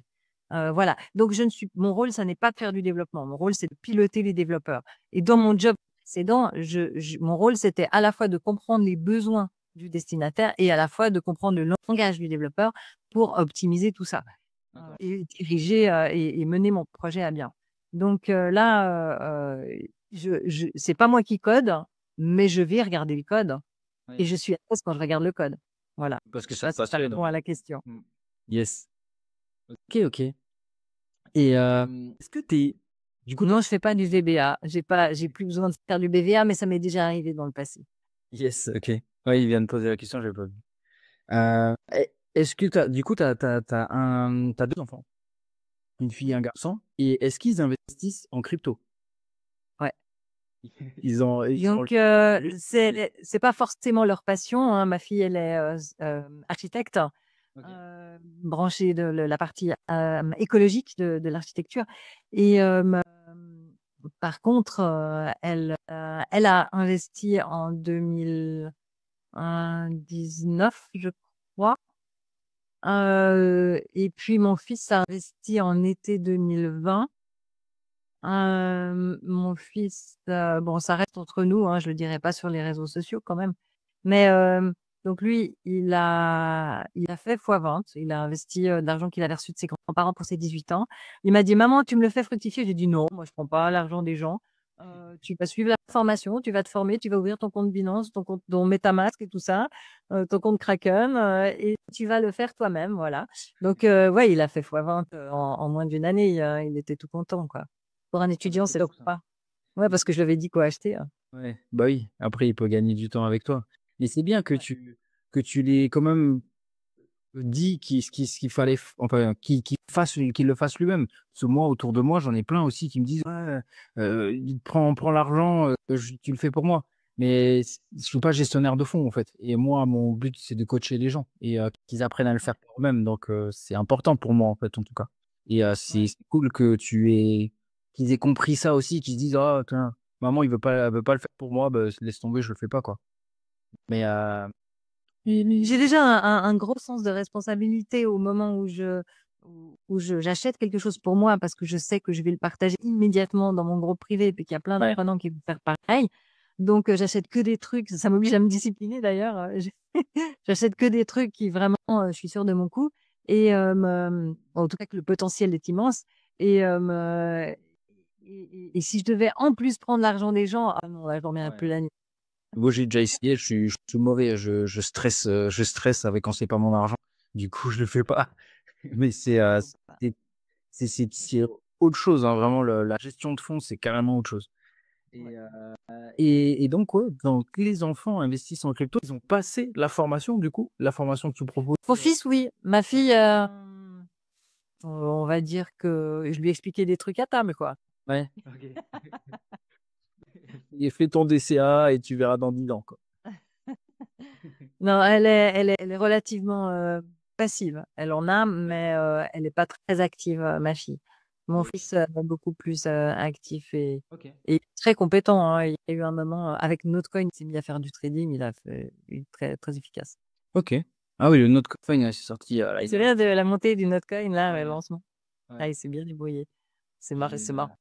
Génial. Moi, je fais pas de trading, hein, mais lui, le peu de temps dans sa vie qu'il a fait du trading, il s'est très bien débrouillé. Il a des aptitudes. Il a des aptitudes euh, Ouais. c'est héréditaire, peut-être. Oui, mais moi, je trouve que c'est le plus intelligent garçon du monde et le plus beau, etc. Donc, je suis totalement impartiale. Yes, ok. Et si je t'enlève tous tes outils, toutes tes datas, tu dois choisir 5 cryptos à part Bitcoin et Ether. Je mets quand même des filtres. Et que tu dois garder ça pendant 5 ans, tu prends quoi et pourquoi? 5 ans. Non. Ouais, 5 ans. Moi, je vends tout en pointe de bulle. Ouais, bah 4 ans alors. Mais non, mais là, on est parti pour quelques mois, pas pour quelques années. Non, mais je veux dire, si on démarre un cycle et que tu en as pour 4 ans, Donc, imaginons qu'on est en 2020, on est fin 2026, c'est ça? on est fin Que je dois être, on redémarre on redémarre un nouveau cycle. et on a les fondamentaux qu'on a aujourd'hui, on va dire. On redémarre un nouveau cycle, on est fin 2026. Qu'est-ce qui va bien performer au cycle suivant? Alors, je pense que Solana au cycle suivant sera l'équivalent d'Ethereum ce cycle-ci. Donc, ouais, je prendrais du Solana. Je prendrais sûrement aussi du Sui. Je prendrais du AAV. Hum, ça va tellement changer d'ici là. Je Ouais, sais pas trop. les narratifs, ils peuvent changer, hein. Le RWA, t'en penses quoi sur enfin, le narratif sur est-ce que c'est juste une hype là maintenant ou vraiment? Non, on va vraiment tokeniser. On va vraiment tokeniser un max de trucs. Un max. Mm. Mon préféré dans le RWA, comme je disais tout à l'heure, c'est le RSR, Etherite, qui permet à n'importe qui de créer des stablecoins du moment qu'il met en garantie quelque chose qui a de la valeur. Euh, je, je pense que le RWA est un secteur qui va bien marcher. La DePIN a super bien marché en pointe de bulle. Ça va complètement exploser en pointe de bulle quand le grand public va s'en mêler beaucoup plus que maintenant. Qu'est-ce qu'il y a comme narratif? La DeFi, la finance décentralisée, va revenir bien plus fort dans les mois qui viennent. Elle était un peu endormie, mais ça va revenir. Surtout parce que les institutionnels l'adorent. Il y a des bénéfices bien meilleurs qu'avec Wall Street. Euh, Qu'est-ce que tu penses du fee switch, le fee switch, notamment dans un qui va est en être, train de passer? j'espère qu'il va être activé chez AAV. Ce qui est probable, hein, c'est déjà développé. Le fee switch augmente vraiment l'attrait de la crypto. Il a un effet d'annonce sur le moment, mais après, sur le long terme, il est bénéfique aussi. Ouais, clairement, en plus qu'ils ont annoncé avec AAV un buyback, un burn. Ça, ils ont déjà commencé le buyback. Ouais, ils ont déjà commencé le buyback, ouais. Donc ça va créer une pression haussière, enfin acheteuse sur du long terme, donc c'est une bonne chose, hein. Il y a l'IR 0 également, l'Uniswap qui en parle. Ouais, ça c'est un sacré, en fait, c'est pas un narratif en soi, c'est juste un changement de business model. Et je trouve que c'est incroyable en fait. Le fee switch, c'est ce qu'on attend en fait. Ça va vraiment nous donner une utilité à AV par exemple. À AV aujourd'hui, t'en as, mais à part. Le meilleur, c'est Hype, HYPE, Hyper Liquid. Lui, pour la redistribution des fees et de tout ce qu'il engrange, il a des tokenomics de malade, hein. Vraiment très, très bon. Très, très bon. Et au niveau des tokenomics. Ok. Ouais, et là, il a bien performé aussi. Ouais. Et YDX peut-être.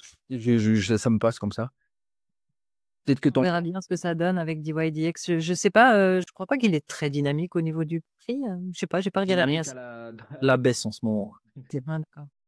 Mais pas dingue au niveau du prix en ce moment. Mais Par contre, il y a les gens qui l'utilisent l'apprécient. oui, oui. Là, niveau de l'expérience utilisateur, il est pas mal. Ils font pas mal de choses. Il y a un mégavolt qu'on peut déposer de l'argent dedans, c'est interne et qui va permettre de faire des échanges. Le staking, tu gagnes, enfin, tu touches des USDC qui sont issus des fees qu'a collecté de la plateforme. C'est pas mal ça aussi. Et ça évite de filer du token ex nihilo, quoi. Ouais. Donc c'est vraiment pas mal. Tu sais, moi, je fais pas de finance décentralisée. Ouais. J'ai fait plein d'exercices et de tests sur des petits montants juste pour monter en compétences, mais je ne le pratique pas et je ne l'enseigne pas. Donc, toi et moi, on est très complémentaires en fait. Au final, ouais. Mais moi, j'en fais Ouais. beaucoup, hein. J'en fais énormément. Moi, j'ai vu, c'est ton Staking. cœur de compétences avec ton brevet à l'IRA. Ça, c'est sérieux. Ouais. Je sais pas si pour tous ceux qui nous écoutent, il faut que je vous dise que le brevet à l'IRA, c'est un sacré boulot et c'est un sacré niveau. Donc, Tweety, forcément, s'il a réussi son brevet à l'IRA, c'est qu'il maîtrise. J'ai failli abandonner. Moi, j'ai C'est beaucoup de travail. Ouais, Wow, c'est énorme. 14, 10 heures de travail rien que sur Alira. Et après, j'avais déjà mon groupe. J'avais déjà 100 personnes à gérer, tout ça. Mais bon, c'était un gros travail. Mais je l'ai fait pour moi au final. Tu l'as fait en quelle année? 2023. Ok. Parce que maintenant, moi, je suis active avec la Blockchain Business School depuis Ah oui, quelques la années. BBS, ouais. Ouais. Et t'es juré là-bas? Non, faut dire qu'en étant à Bali, c'est pas évident de veiller à Paris. Mais je suis membre de l'équipe pédagogique D'accord. et dans leur formation DeFi, j'ai fait un petit module. Le module qui permet de mettre des scores sur les projets DeFi, justement. Ah oui, j'ai vu ça sur ton LinkedIn. Ouais. Je m'étais posé la question justement. Ouais, du coup, avec les scores crypto, c'est plutôt facile, je dirais, de donner du coup. Oui, mais tu sais, dans la finance décentralisée, il y a des paramètres qui sont différents. Oui. Par exemple, lorsque tu places sur AAV ou ailleurs un capital en apport de liquidité, sur certains protocoles, tu peux en un seul clic activer une assurance. Et les niveaux d'assurance, combien tu vas payer, quel pourcentage de tes gains ça va te prendre, eh bien ça, l'assurance le calcule. Donc, si tu vas directement sur le site de l'assurance et que tu compares les différents protocoles, eh ben, ceux qui prennent un plus gros pourcentage sont considérés comme plus risqués, ceux qui prennent un petit pourcentage sont considérés comme beaucoup plus solides. Et ça, c'est un des nombreux scores qu'on peut mettre quand on est dans la finance décentralisée. Il y a plein, en fait, c'est très différent selon les narratifs, les scores peuvent être différents. Oui, oui. Ouais, c'est vrai que ouais, il y a la DeFi, mais il y a tellement de branches après à l'intérieur qui diffèrent. Il faut vraiment connaître que ce soit du lending, d'un DEX ou enfin il y a énormément de choses différentes à connaître, effectivement. Mais ok. Ouais, c'est vrai que bah, c'est intéressant je savais que tu ne faisais pas beaucoup de DeFi, mais je pensais que tu en faisais plus que ce que je pensais en fait, au final. Alors en fait, mes apprenants et moi, on va avoir besoin de placer le pactole après la pointe de bulle pour obtenir un revenu passif. Et ce que je recommande à mes apprenants, c'est d'être diversifiés.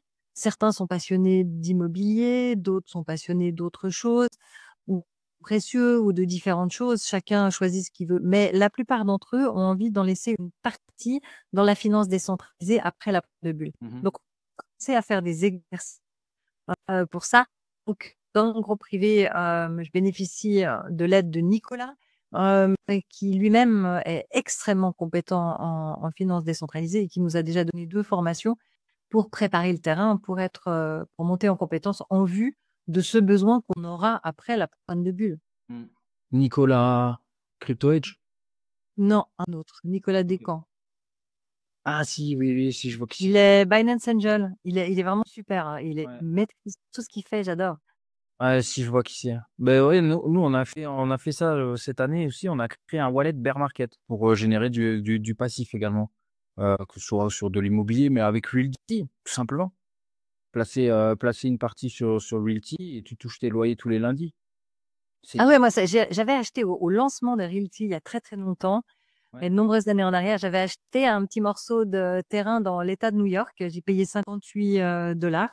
Mmh. Et depuis lors, je reçois religieusement chaque semaine 11 centimes de dollars sur un wallet XDAI qui a quasiment zéro de frais de transaction. Ouais. Et mais il y a eu une période où ça s'est arrêté parce qu'il y avait eu un incendie, donc ils percevaient plus de loyer. Ils étaient très bien assurés, donc ça a été réparé et les loyers ont repris. Et même en plein bear market, je reçois toujours le même montant. Ah oui, hein, ça loge des gens au final et bah, Ah ouais. quand on loge des gens, les gens ils payent, hein, ils s'en foutent du bear market au final, hein. Nous, en Donc ça, fait, c'est une formation, ça, c'est carrément un module de formation spécifique que j'ai mis dans la formation Crypto Expert. Parce que d'accord. sous mes 33 vidéos de ma formation, les gens qui prennent la formation, ils ont 33 vidéos Ouais, pour apprendre depuis les bases jusqu'à expert. Donc ça, c'est des vidéos que moi j'ai faites. Et dessous, surtout au chapitre 4 et au chapitre 5, il y a des tutos en tout genre qu'on a rajouté avec le temps. Et entre autres, j'en ai fait un sur Realty. ouais, c'est solide, hein, Realty quand même, je trouve ça plutôt bien fait, quoi. Et justement, il y a une question de Yannick qui dit: «Que fait-elle?» donc que fais-tu en fait de ton patrimoine durant les 3 ans de bear market, en fait? J'ai construit un logiciel de score. J'ai dépensé plus de 500 000 euros en plein bear market pour payer pendant des années des développeurs Ouais, et, donc ouais, c'est pour l'investissement payer toutes les sources. La plupart de l'argent que j'engrange en vendant des formations me sert à financer mon logiciel de score. d'accord, OK. Et C'est ma passion.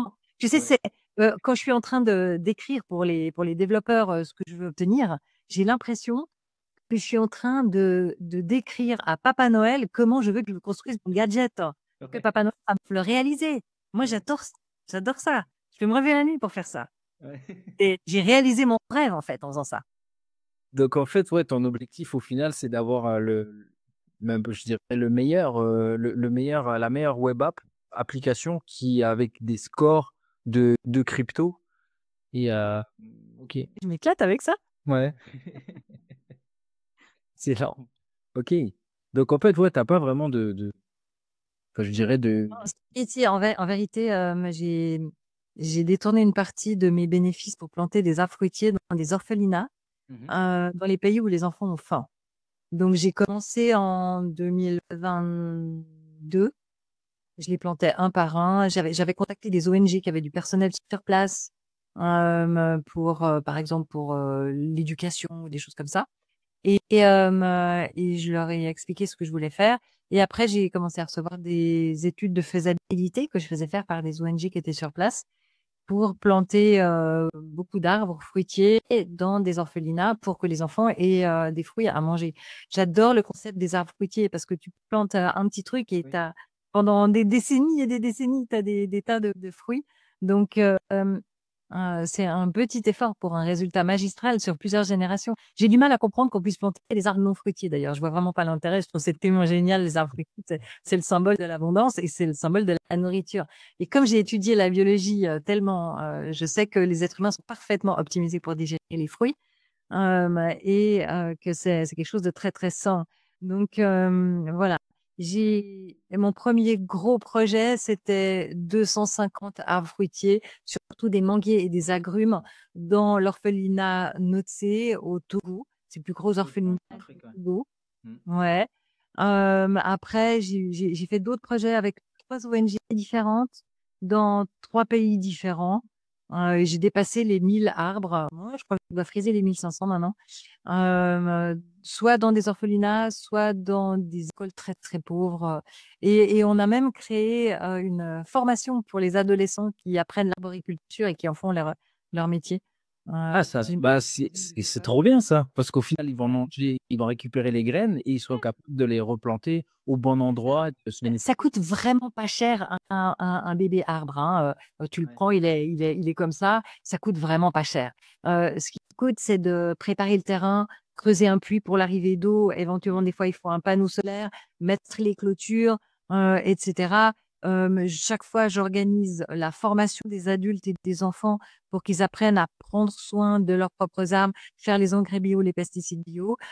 Par exemple, l'exemple de l'orphelinat Notse, c'est une fois par trimestre pendant 3 ans. Et donc, il y a un suivi, etc. Et j'adore parce que je reçois sur mon téléphone des photos, soit des enfants dans la salle de classe, soit la plupart du temps des arbres sur le terrain. Ouais. Voilà, il y a les fleurs qui arrivent et tout. Et puis, enfin, c'est vraiment très enthousiasmant. Ouais. Et franchement, avec entre 5 et 10 000 euros, on change la vie de tout un village. On change la vie de centaines d'enfants. C'est dément le pouvoir qu'on a. Ah, c'est quand l'argent était bien utilisé et qu'on a vraiment, enfin, cette envie de transmettre, on va dire, le bonheur, hein, clairement, ben, on peut être impactant, hein. Mais c'est incroyable ce que tu fais, Chantal. Ah ouais, j'ai adoré ça. Ouais. Mais là, je suis moins active sur le plan des arbres. Oui, de temps en temps, une fois tous les 6 mois, je fais un petit projet, mais je suis beaucoup moins active sur le plan des arbres parce que mon focus, il est vraiment sur le logiciel de Score. Ouais. Et jusqu'où tu veux l'amener là? Enfin, c'est quoi bon, peut-être que tu peux pas le dire. Je sais pas. Bon, comme les sources sont gravement imparfaites et qu'il y a régulièrement des sources qui disparaissent ou d'autres qui apparaissent qui sont mieux, j'amène des nouveaux champs toutes les 2 semaines où je corrige aussi des tas de choses. Donc, c'est un travail qui sera jamais fini. Mais je pense que après la pointe de bulle, il est possible que je le revende. Je sais pas, on verra bien. Ah oui, d'accord, ok. Ok. Ouais. Ouais. Mais de toute façon, quand une entreprise achète un SaaS dans ce genre-là, une des contraintes, c'est que le créateur doit rester actif 1 ou 2 jours par semaine, en tout cas pendant une période intermédiaire. Oui, Et j'aime trop mon bébé pour le lâcher comme ça, hein. d'accord. Ok, ouais. Ah, je vois, ouais. Est-ce que tu l'as créé dans le but de le vendre ou Non, je l'ai créé parce que j'en avais marre de mes fichiers Excel. Tu sais, Ah oui. t'as un truc qui se met en erreur, t'as toutes les autres colonnes qui sont en erreur dans Excel. Ah oui, ça on connaît parce que. Et à un moment, ça devenait vraiment une usine à gaz, quoi. Ouais. Et c'est quelque chose que je faisais pour moi, pour savoir quoi acheter. Et en Ouais. plus, j'avais les apprenants, ils adoraient que je leur copie des fichiers Excel avec tous mes scores et mes codes couleurs. Donc, je me suis dit, ça vaut la peine d'en faire un logiciel. Puis au début, c'était un petit projet, et puis il est devenu énorme. Ouais, ok. Ouais, donc t'es t'es ta première cliente au final de ce produit, hein. Ouais. Ah ouais, je suis ma meilleure cliente, hein, tout le temps. Incroyable. Ça m'influence énormément. Ça me fait gagner tellement de temps. Je veux dire, c'est quand tu étudies une crypto et que tu vas chercher plein de sources pour vérifier que tu as toutes les infos et tu as repéré où sont les pièges. Je sais pas, t'en as pour 35 et 10 heures par crypto. Et là, en 3 secondes, le truc, C'est clair. c'est bonheur, ce truc-là. Ouais, j'adore. Tu veux prendre des décisions d'achat ou même de vente, hein. Alors, ça ne suffit pas parce qu'il y a des choses qu'on peut pas automatiser. Mm. Donc, je décide d'acheter une crypto, ou que je décide que ça vaut la peine que j'y passe du temps. Je vais aller voir, est-ce que un AMA des fondateurs, par exemple, est-ce qu'ils sont charismatiques? Je vais aller étudier la roadmap. Étudier la roadmap et la pertinence des points qui sont dans la roadmap, ça, tu peux pas automatiser. Oui, oui. Il y a plein de trucs à étudier manuellement. En fait, mon logiciel, c'est pas des indications d'achat, c'est le Dior. Oui, oui. C'est juste ça. Ouais, ça permet de gagner du temps et tu vas pouvoir faire des choses que tu faisais pas avant, en fait. Ouais. Par contre, là, j'ai fait plein de backtesting ces 2 dernières semaines. Bon, j'en avais déjà fait, mais là, j'ai refait une louche. Et les chiffres sont mais hyper flagrants, quoi. J'ai plus mon score central, celui qui est au centre du PDF, plus mon score est élevé, plus cette crypto sur 3 mois a le mieux performé en prix. Oui, oui. Et plus mon score est bas, moins elle a bien performé en prix. Je sais que ça marche. Mais si c'est sur une période où tu as, je sais pas moi, 50% des cryptos qui ont baissé en prix et 50% des cryptos qui ont monté en prix, eh ben, tu te retrouveras peut-être avec un 30%, 70% en fonction de mon score. Mais il y a quand même encore les 30% qui vont pas bien performer. Donc, il faut quand même étudier, tu vois. Ok. Ouais, ouais. Je vois. Ouais, c'est pas une. Enfin, c'est des indicateurs, quoi. C'est pas une. C'est du Dior. Ouais. C'est du dur. Tu sais quels sont les points forts et les points faibles. Ok. Bon, en tout cas, mais ça fait gagner énormément de temps. Énormément. Énormément, ouais. Énormément. Et puis, en plus de ça, comme mes apprenants, ils vont pas demander 8000 cryptos tous les jours pour savoir laquelle a le meilleur score. Donc, je publie 2 fois par jour automatiquement pour mes apprenants dans le groupe privé un document de 6 pages qui s'appelle Best Score et qui donne les meilleurs scores en fonction des différents critères ou des différents scénarios. Ouais, j'ai regardé ça ce week-end, ce que ça nous donne. Et effectivement, quand je vois et quand il y en a une qui ressort sur 3 ou 4 tableaux, je me dis, faudrait peut-être que je m'y intéresse. Et j'ai fait un peu ce que tu disais là, quand c'est vert et jaune. Ah, celle-là, faudrait peut-être s'y intéresser assez rapidement avant T'as tout compris. ils partent sans moi, quoi. Ok, bah c'est en tout cas au top. Je crois qu'il y a des questions encore. Donc, pas de stablecoin, de staking, de crypto en bear market, tout dans le logiciel de score et les arbres. C'est Mehdi qui pose cette question. Ah non. Exact, exact. Oui, j'ai fait des exercices sur des petits montants juste pour monter en compétences, mais je ne bloque pas du capital. Ok. Effectivement. Ok. C'est intéressant. C'est mon mindset qui est comme ça. Ouais. Mais après la pointe de bulle, quand même, j'ai l'intention de placer une partie du capital dans la finance décentralisée pour avoir un revenu passif. Ouais. Et je sais que mes apprenants aussi. Donc, on commence déjà à s'exercer. Ok. Au top. Je pourrais peut-être t'aider là-dessus ou pas. On verra par la suite s'il y a des choses qui peuvent t'intéresser dans ce que je fais. Volontiers. Et je pense qu'on va terminer là-dessus, s'il n'y a pas d'autres questions, mais si tu devais résumer ta vision des cryptos en une punchline que tout le monde retiendrait, ça serait quoi? C'est compliqué. C'est la liberté. Est-ce que c'est une punchline? Ma vision des cryptos. Être réellement propriétaire, c'est la liberté. Je dirais c'est ça. Ok. Ouais, d'avoir la souveraineté sur tes fonds, en fait. Ouais. Ouais, c'est la même chose qu'on a ici également. Ouais. Exactement la même chose. Mais tout ça, au final, moi, je le fais pour la liberté. Et la plupart des grosses décisions que j'ai prises dans ma vie, c'est pour la liberté. J'ai quitté chez moi à Tahiti, c'était pour la liberté. J'ai quitté l'armée, c'était pour la liberté. Je me suis lancé dans les cryptos, c'était pour la liberté. Et voilà. Et on a des valeurs humaines qui sont plus fortes que d'autres. Et ici, c'est la liberté. Ouais, On veut plus dépendre du système. Du moins, on veut de moins en moins, du moins possible. Surtout en France. Je suis désolée, mais les Français, ils sont géniaux. Le pays est génial. Tout est génial, sauf le gouvernement. Je m'exprime. Ouais. Vous avez vraiment pas de chance avec votre gouvernement. Il y a vraiment les contraintes administratives et tout ça, et les impôts payés. Non, mais c'est indécent, quoi. C'est clairement indécent. Moi, depuis que je suis en Suisse, je suis bien. Ouais. Moi, j'ai beaucoup d'apprenants français qui s'intéressent à l'expatriation. Et lors du dernier live du groupe privé, il y a 2 semaines, j'ai interviewé Olivier Roland. Je sais pas si tu connais, c'est un auteur best-seller. Et il vient de sortir, il y a quelques jours, son livre sur l'expatriation, justement. J'étais récemment à des conférences à Dubaï. Et du coup, comme je le connaissais déjà d'avant, on a discuté et il a eu la gentillesse d'accepter de venir dans mon groupe privé. Donc, il nous a fait toute une conférence. C'était génial. Tous mes apprenants lui ont posé plein de questions sur les différents pays, les différents régimes fiscaux. Est-ce qu'on est heureux en habitant dans ces pays-là? Et plein de choses. C'est super. Moi, je peux parler de la Suisse seulement parce que j'avais étudié 3 pays. C'est l'Andorre, la Suisse et Dubaï. Mais Dubaï, j'ai essayé, c'est pas trop mon truc. Non plus, j'ai beaucoup de migraines à Dubaï, donc je me suis tirée. Pas l'eau du robinet à Dubaï. Ah non, oh là là, non. Ben non, c'est un désert dans tous les cas, mais l'eau est pas bonne, quoi. Enfin. Non, l'eau, elle est nickel. Hein. Tu peux en boire des tonnes, tu seras pas malade. Mais moi, au niveau des migraines, elle me convient pas. Ah oui. Donc tes migraines venaient de l'eau, tu penses? Oh, c'est un des déclencheurs. On pourrait en parler pendant des heures. C'est multifactoriel, les migraines. D'accord, ok. Ouais.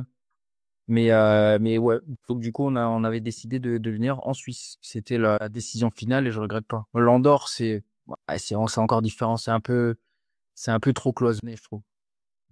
L'Andorre. Mais bon, bref. Mais en tout cas, est-ce qu'il y avait des choses. Et moi, je vais bientôt revenir en Suisse parce que j'y viens chaque été. Yes. Et je pensais venir début juin, mais là, il y a un événement fin mai auquel j'ai envie d'assister. Et ensuite, juin, juillet, août, septembre, je suis en Europe et je suis souvent sollicitée comme speaker à des événements blockchain. Donc, vous tous, peut-être, vous aurez l'occasion de me voir en chair et en as à des événements crypto. Il y en a un que tu fais en Suisse d'ailleurs. De temps en temps, ça m'arrive d'organiser un meet-up ou un truc comme ça en Suisse, euh, mais en général, je suis invitée à des événements, je sais pas, comme à Biarritz par exemple. Oui. NFT Biarritz, là, Chaka, c'était super. Ouais. Ah. Ouais, j'aime bien. Je voulais le faire cette année, mais on va voir. On va voir. On va voir. Ouais, Mais en tout cas, incroyable. Merci beaucoup, Chantal. Et avec bah, plaisir. le mot de la fin, si tu voulais clôturer ce live avec. Gentil. Et je te laisse le mot de la fin. Ok. Eh ben, je dirais, amusez-vous. Amusez-vous avec les différents outils. Amusez-vous à tester des tas de choses. Et si ça vous gonfle, faites autre chose. Mais du moment que ça vous amuse. Parce que le meilleur conseil qu'on m'ait donné de toute ma vie, c'est suis ta joie. Ouais. Ouais. C'est le meilleur indicateur, on l'a ici dans le ventre. Ouais. Incroyable. Et oui, la passion, c'est ce qui va nous driver, hein. Quand rien ne va, au final, qu'est-ce qui reste, c'est la passion. Incroyable. Merci, Chantal. Merci pour Avec ton plaisir. temps. Et bah, merci aussi à tous les Jedi qui sont ici. Je vous souhaite une bonne soirée et Bonne soirée à tous. bon week-end, j'allais dire bonne semaine. Ciao, ciao. Merci, Chantal. Au revoir.